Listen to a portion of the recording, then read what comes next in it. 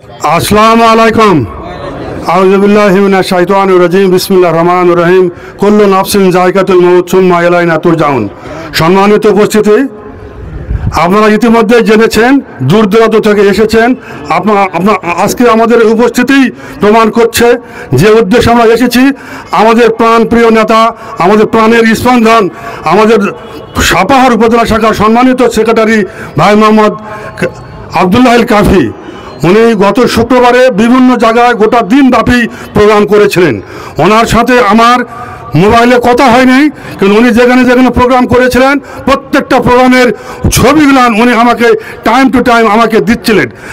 তাতে আমি অনুমান করতেছিলাম উনি গোটা দিন ব্যাপী, বিশেষ করে মডেল স্কুলে যে প্রোগ্রাম হচ্ছিল কর্মী সমাবেশ, সেখানকার ছবিগুলো দিলেন।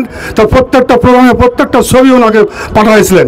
আমি একটু মনে মনে ভাবছিলাম যে উনি ছবি পাঠাচ্ছেন, ব্যাপারটা বুঝতে পারলাম না। কিন্তু ওনার আজকে মৃত্যুর পর আমি অকাতর বিশ্বাস করতেছি উনি মনে হয় শাহাদত বরণ করবেন, মৃত্যুবরণ করবেন। সেই কারণেই উনি আমাকে ছবিগুলো স্মৃতি হিসাবে রেখে দিচ্ছিলেন। সম্মানিত উপস্থিতি, ওনার গুণের কোনো ইতিহাস আমরা বলে বর্ণনা করে দুয়াকত করাই আমরা শেষ করতে পারবো না। সাপাহার উপজেলায় যখন বিশেষ কোনো কারণে নেতৃত্বের সংকট সৃষ্টি হয়ে গেছিল, তখন সেই মুহূর্তে এখানকার কান্ডার হিসাবে উনি আমাদের উপজেলার সেক্রেটারি হিসেবে হাল ধরেছিলেন।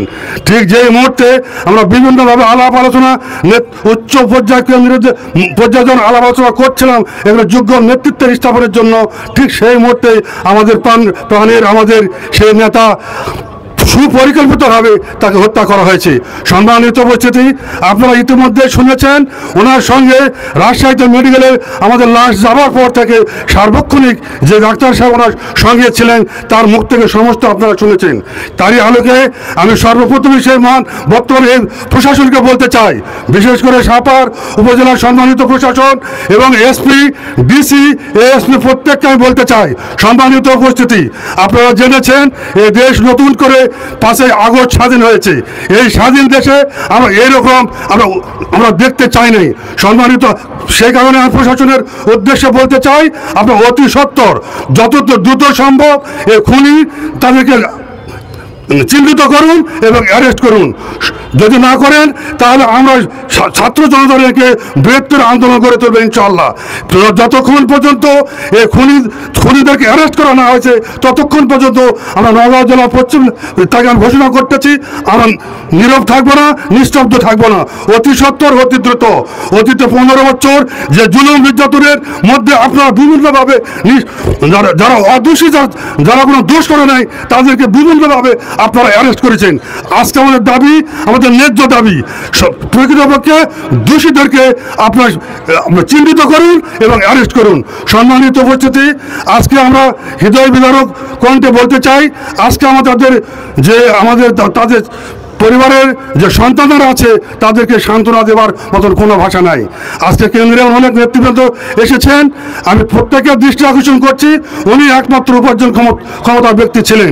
উনি একজন চাকরি করতেন, চাকরি তার উপার্জনের একমাত্র আয় উৎস ছিল। বাড়িতে তার তেমন কোনো জমাজমি নাই বলে আমার যতটুকু জানা। সম্মানিত উপস্থিতি, আপনারা সবাই দোয়া করবেন এবং আমরা আশা করতেছি আগামী দিনে তার 4টা ছেলে মেয়ে এখনো লেখাপড়া করতেছে, তাদের ভরণ পোষণের অনেক চিন্তা ভাবনা আমাদের মাথায় আছে ইনশাআল্লাহ। এবং আমরা কায় মনে বাক্যে আমরা যেহেতু এসেছি, কায় মনে বাক্যে আমরা দোয়া করব এই ভাইটিকে যেন অবশ্যই শহীদ হিসাবে আল্লাহ যেন কবুল করে নেন, সবাই বলে আমিন। পাশাপাশি তার শোকসপ্ত পরিবারকে তার শোক সইবার জন্য আল্লাহ যেন তৌফিক দেয় এই আশাবাদ ব্যক্ত করে আমি কথা শেষ করছি। আসসালামু আলাইকুম ওয়া রাহমাতুল্লাহ।